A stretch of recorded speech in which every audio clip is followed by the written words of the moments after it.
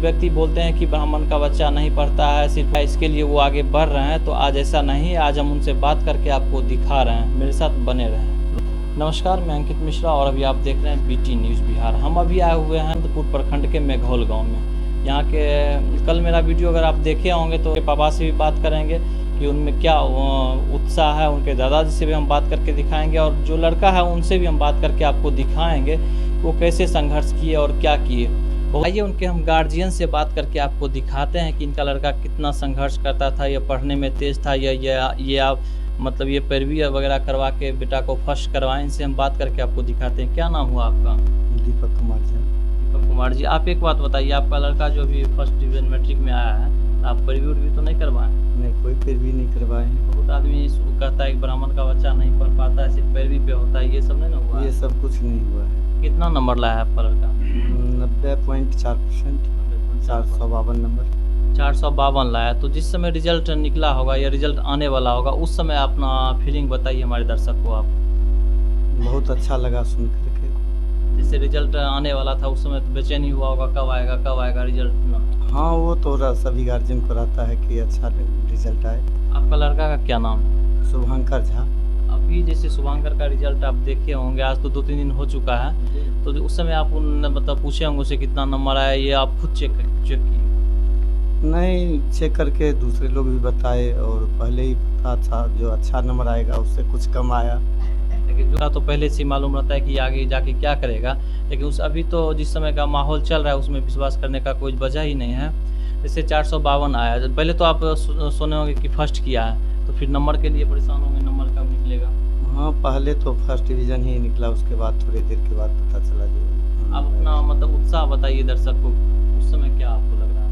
अच्छा लग रहा था जो बच्चा अगल बगल का पड़ोसी हो गया, वो सबको बोलते होंगे, या आपका दोस्त वगैरह जो है वो सब लोग ही बता रहे थे जितना नंबर आया, हम तो बाद में भी जाने। पहले से आपका लड़का पढ़ने में कैसा था? ठीक था पढ़ने में। पहले कहाँ पढ़वाते थे उसको? यहीं पे दुर्गा हाई स्कूल में पढ़ रहा था। जैसे कोचिंग वगैरह हो गया, ये सब करवाते थे? हाँ, थोड़ा बहुत कोचिंग भी करता था। घर पे आपका सपोर्ट वगैरह मिलता था कि नहीं? घर पर में तो जो है वही सब हैं, जिससे उसको अपने टैलेंट पर है। मतलब पहले से पढ़ने में तेज था, जैसे 10वां में गया, 10 का जिस समय पढ़ाई कर रहा था, वो उस समय कैसा लगता था? पढ़ता था या खेलते कूदते रहता था हर वक्त? नहीं, विशेष खेलता भी नहीं है, लेकिन खेलना भी ज़रूरी था और पढ़ने में ठीक था। आपके तरफ से कोई प्रेशर नहीं ना था कि नहीं हर वक्त पढ़ते रहो, खेलना नहीं है, यहाँ नहीं जाना है? नहीं, खेलना भी नहीं, उसको मना किए जो खेलना नहीं है, और पढ़ना तो ज़रूरी है ही। बहुत ऐसा होता है कि गार्जियन प्रेशर बनाते हैं, बच्चा पे नहीं पढ़ना है, आगे पास नहीं करोगे तो पीटेंगे, ये सब वगैरह, ये सब प्रेशर उस पर नहीं ना था? की बात तो नहीं है, लेकिन ब्राह्मण का बच्चा है तो फिर पढ़ेगा ही, उसको पढ़ना चाहिए। क्या नाम हुआ आपका? शुभंकर झा। आपने मैट्रिक का एग्जाम दिया, उस समय जिस समय एग्जाम देने के लिए जाते थे तो कोई कठिनाई भी आई सामने? नो, ऐसा कोई कठिनाई नहीं है। कठिनाई नहीं है। जैसे मान लीजिए अभी जैसे आपके पापा बताए कि 452 नंबर आपको आया है, अगर हम आपके सामने 2-4 सवाल अगर रख दे तो उसका जवाब आप दे दीजिएगा? Yes sir. कहीं से कोई दिक्कत? नो। मान लीजिए कि कहीं से कोई व्यक्ति आया पूछने के लिए, नहीं इतना नंबर नहीं ला सकता है, चीट किया, ये किया, बहुत बात हो सकता है, तो वो सब आप बता सकते हैं उस सबको? हाँ। जो सिलेबस में वही पूछा जाएगा तो आप बता सकते हैं ना? यस। चलिए दूसरा बात और बताइए हमको, जैसे कि 452 नंबर आया आपका ना, तो कौन कौन सब्जेक्ट में कितना नंबर है आप? सर, मेरा हिंदी में 90 नंबर और मैथ में 98, संस्कृत में 88, उसके बाद साइंस में 96 नंबर और इंग्लिश में 61 नंबर। संस्कृत में क्यों कम गया? संस्कृत में ऐसा तो नहीं लगता था 88 नंबर आएगा, लेकिन पता नहीं अब कैसे, इसमें भी ध्यान दे रहे थे और लगता था हमको 95 प्लस आएगा, लेकिन पता नहीं कैसे राइटिंग के वजह से 88 नंबर।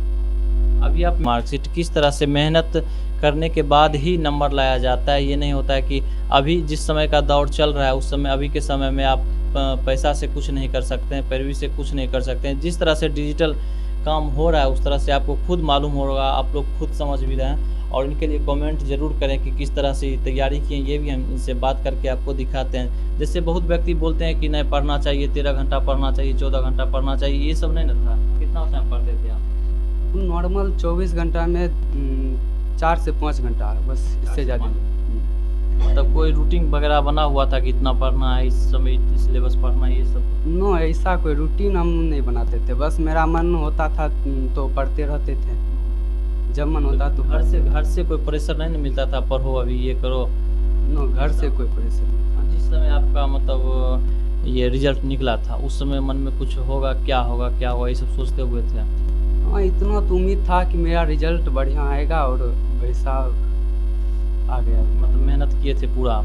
हाँ, वो मेहनत तो कर रहे थे पूरा। एक बात और बताइए, जैसे मेहनत आप कर रहे थे जिस तरह से, मतलब आगे चल के जैसे 452 नंबर आपको आया, तो पापा को बोले होंगे 452 नंबर आया, उस समय पापा क्या बोले आपको?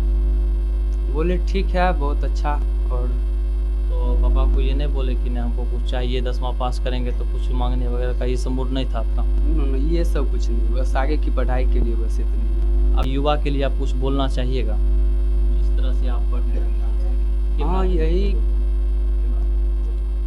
यही कि आज के ज़माने में पढ़ाई के बिना तो कुछ हो नहीं सकता है, इसलिए इसी मोटिवेशन से हम पढ़ रहे थे और इसलिए इतना परिश्रम किए और इतना नंबर आया। तो और मतलब पढ़ाई में बहुत इंटरेस्ट रखना चाहिए। आगे चल के क्या करने का उम्मीद है के लिए मतलब मान लीजिए आपके पापा बोलेंगे नहीं अब कुछ नहीं करना है, कमाओ जाके, तब क्या कीजिएगा?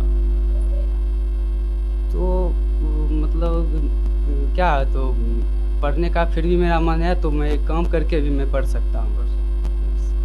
सबसे पहले तो घर के बुजुर्ग व्यक्ति ही जानते हैं हमारा पोता मेरा नाम रोशन करेगा, उनके मन में आशा रहता है कि मेरा बेटा नहीं कर पाया, वो मेरा पोता करके दिखाएगा। आइए उनसे हम बात करके आपको दिखा रहे हैं। दादाजी बताइए, अब जैसे आपका पोता फर्स्ट किया, उस समय आपको कैसा फीलिंग हो रहा था, क्या उम्मीद था आपके पोता से? उम्मीद तो हम लोग अच्छे किए थे जो अच्छा आवे नंबर और अच्छा से पढ़े तो आगे बढ़ने का कोशिश भी करे, सहयोग हम लोगों से जो होगा वो दें। जैसे मान लीजिए बहुत बुजुर्ग व्यक्ति बोलते हैं कि बेटा से बेसी पोता में बाबा का संस्कार जाता है, तो ये सही बात है क्या?